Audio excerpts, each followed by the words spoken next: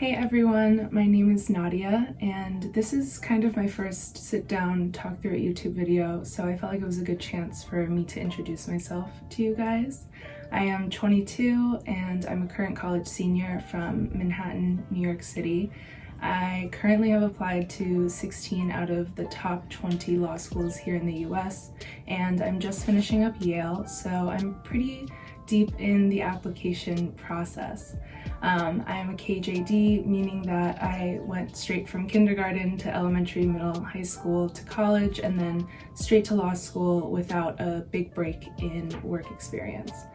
So I studied really hard for the LSAT. In total, I clocked in just about 500 hours of prep time between April and September, October of this year. And it seems incredibly daunting, but trust me, it's not. This test is super learnable, and at the end of the day, I feel like all of that work really paid off. So my LSAT journey started about a year ago in January of 2020, back when I was trying to kind of figure out what I wanted to do after undergrad, and law has always been something in the back of my mind, so I definitely wanted to give it a shot.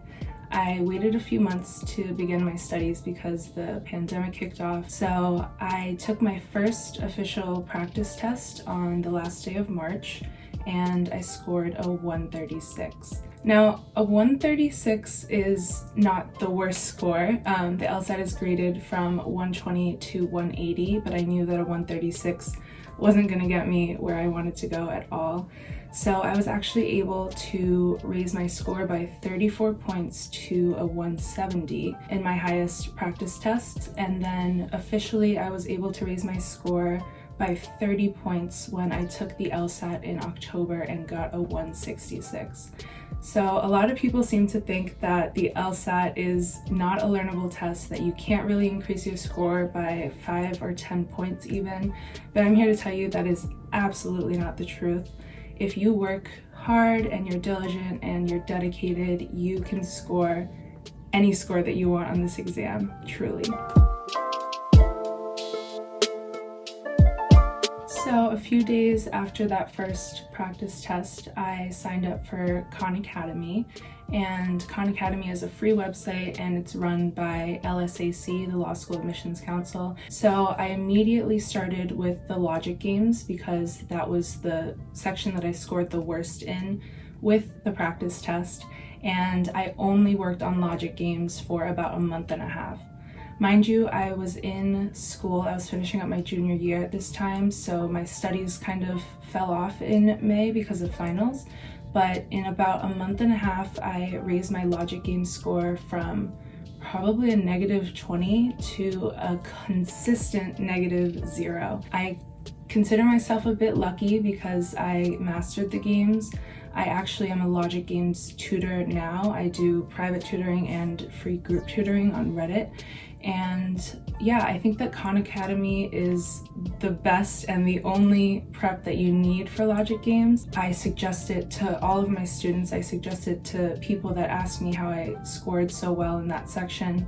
They have such an amazing curriculum, and it's really made by the people that make the LSAT. So I started with ordering and grouping games, and then once I kind of got comfortable with that, I started with the mixed setup games. So I did not take any practice tests when I was studying for logic games because it's very important to get the fundamentals down before you start actually timing yourself or putting that pressure on yourself to do well in the time sections.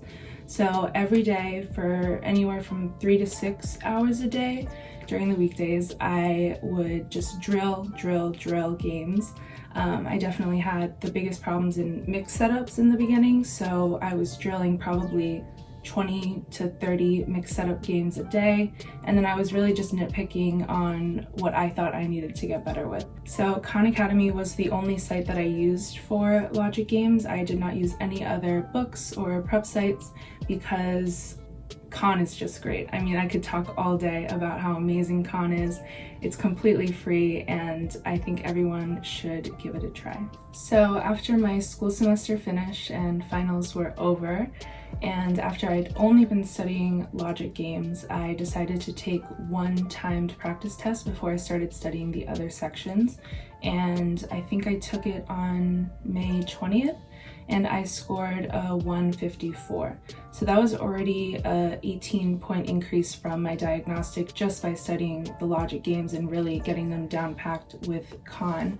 And I was definitely happy with that, but still I knew that it wasn't the score that I wanted. So I immediately jumped into doing logical reasoning. So I studied logical reasoning from the day that I took the prep test to the last day in July. So just about 2.5 months. And I did use Khan in the beginning, especially because I was having trouble with flaw questions and most strongly supported questions. And then I realized Khan is really, really amazing for games, and it is great for drilling logical reasoning, but I knew I needed to get the fundamentals down packed a little bit more, so I got a few books. The first book that I got was probably my favorite.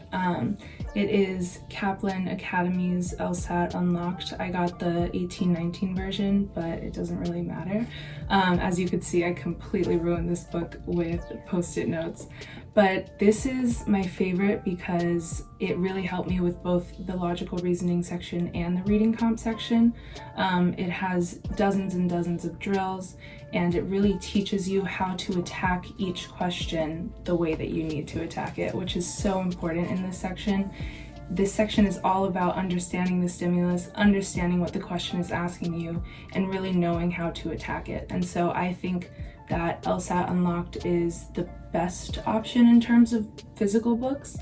So I originally was scoring maybe -15 on that section, and after drilling with only Khan for about, I would say at least 20 days for 3 to 6 hours a day, I was down to -7. So that's a pretty good score increase for less than a month, and I was definitely happy with that. But I made my way through the entire curriculum of that book, and it was great. I went through it twice actually, and I decided to listen to some friends' advice and get another book. The next book that I started working on in June was The LSAT Trainer by Mike Kim, and this is definitely another favorite for logical reasoning only. I've heard some bad things about their games, and I know I personally didn't really like the reading comp sections of this book, but it was great for reasoning. As you could see, again, totally used it up, but this is a bit similar to Kaplan, and it gives you a lot of drills. It really teaches you the fundamentals, and I used both of these books with Khan, and at the end of July, I was scoring -5 on the logical reasoning sections. So in July is when I kind of started taking more prep tests, and I think that prep tests are super important once you get the fundamentals down because it really gets you ready for the actual exam. I took the LSAT Flex, and it was on the same kind of browser that we would take the prep test on.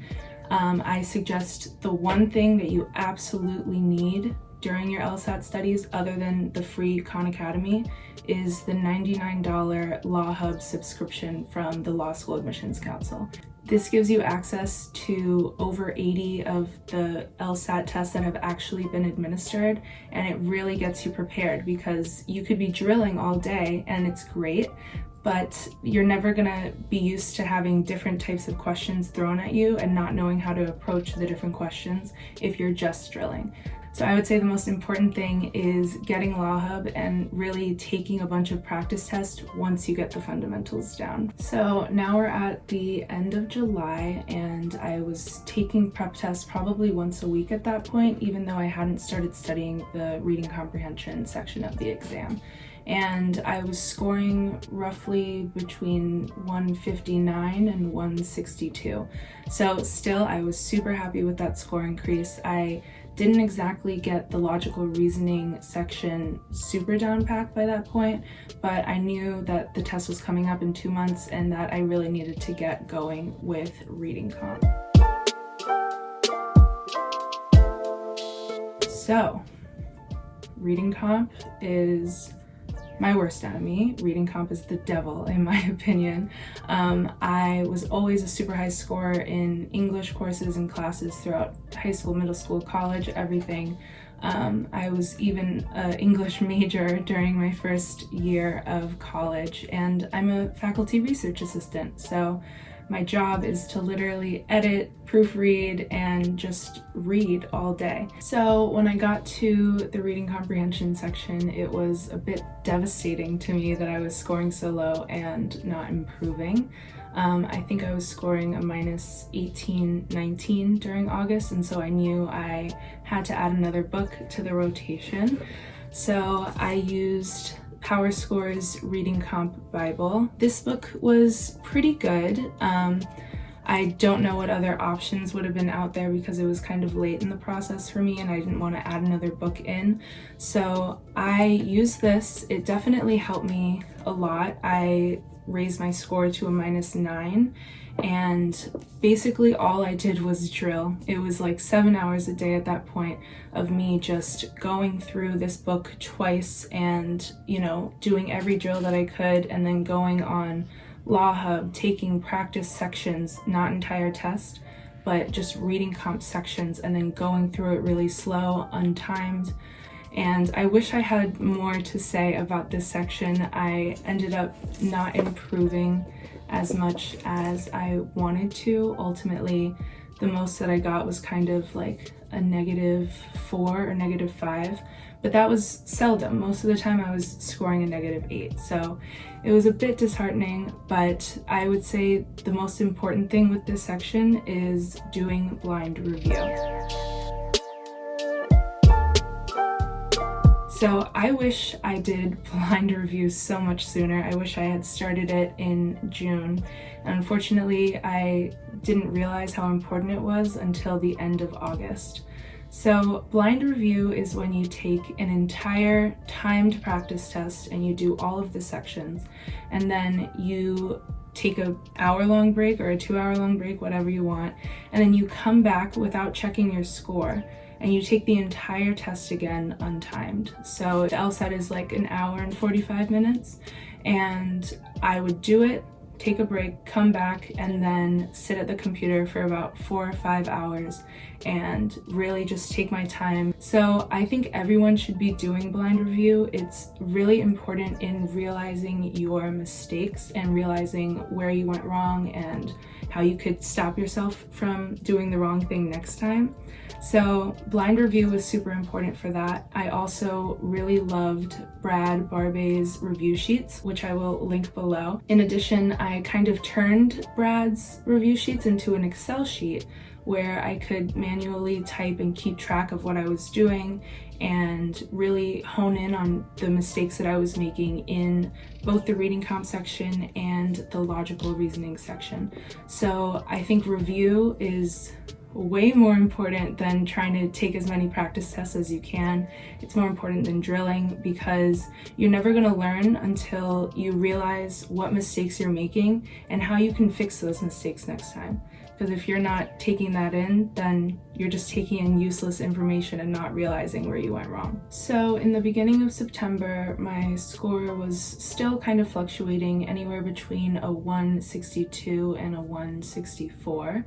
And then September 4th came around, Beyonce's birthday, in case you didn't know. Beyonce! And I took a practice test that day, felt really good, Queen Bee, you know how it is. And I scored a 170, which is my goal score. I immediately let it get to my head and I celebrated all night. It was great. I mean, I deserved it, so I was just really proud that all of my work was paying off. But then I kind of fell off a little bit. I was tired. I was at least 400 hours into studying at that point. You know, with the pandemic, just being inside, it was a lot. And so I kind of took a break for a few days, and when I came back, I started scoring in the 150s again, which was absolutely devastating. So I was definitely freaking out. My test was just a little bit over a month away, and also at that time I purchased 7 Sage. So I should have listened to people when they told me to get 7 Sage before. It is absolutely incredible for their analytics alone. I probably would have paid for it for the analytics alone, because it tells you what you're doing your best in and what you're doing your worst in. It gives you specialized drills that you can be doing. It really helps you keep track. And then it also has, I think, over 900 hours of lessons, and it was absolutely incredible. I wish that I found it earlier, and I suggest that everyone use it. I think it's about $70 a month, but personally, leading up to the exam, I thought it was super worth it. So things were going pretty well. In the mid to end of September, I was consistently scoring in the high 160s, and I was really happy with my progress. But then I started studying for anywhere from 10 to 12 hours a day, thinking I only have 2 or 3 weeks until my exam, so this is crunch time, we gotta just get done. Terrible mistake. I immediately just burnt out, and I never thought that burnout was a real thing until it actually happened to me. So burnout is kind of when you just push yourself too hard and you don't retain information anymore, you don't perform as well as you want to, and yeah, it was pretty terrible. And I decided that I was just working too hard. A week before my exam, I stopped studying altogether, and I think that that was really great, to take a break after burning out so hard. And my exam day came along. I was surprisingly really calm, even though I didn't sleep the night before. About 3 weeks later, I got my score back, and I got a 166, which I was definitely happy with. I knew that I worked hard. I knew that I was capable of a 170, but this exam takes a pretty huge mental toll on everyone. I mean, I spent almost 500 hours working on it, and so I was just really proud of myself at the end of the day. So I think the moral of this video is that this exam is super learnable. I mean, I had an official 30-point score increase on an exam that's graded out of 60 points. And a lot of people seem to think that it's rare to see score increases that big, or it's impossible, but I'm here to tell you it's absolutely possible. I mean, if I can do it, you can definitely do it. It's all about the time, work, and dedication that you put into the exam. If you really want it bad enough, then you know that you're going to be capable of scoring high. I do also want to say though that while these books I found worked really well for me, everyone is different, and you should absolutely do what works best for you and what's going to give you the highest score on this exam. So I just wanted to suggest these to you. It really worked well. I'm gonna leave links below for all of the books, websites, and other things that I talked about. I also wanted to suggest that you listen to the Power Score podcast. It was super helpful. There's also some other podcasts that I will link below that were pretty helpful during my study time. There's a few Instagram pages as well, like Brad Barbe, Before You Take the LSAT, LSAT Right, and then some other websites like LSAT Hacks that were helpful when I was doing my review. So I'm going to leave all of that linked below. I really hope that this was helpful for some people. A lot of people were asking me to make this video after seeing my score increases on Reddit and Instagram. So I hope to be available to you guys if you want to reach out for any questions or anything you want to ask. I am more than happy to help in any way that I can. I'm going to be posting a vlog with all of my top 20 law school admissions results, hopefully by the summer. And yeah, just know that you're capable of anything that you put your mind to, and that no matter what other people tell you, you can get the score that you want on this exam. So thanks for watching.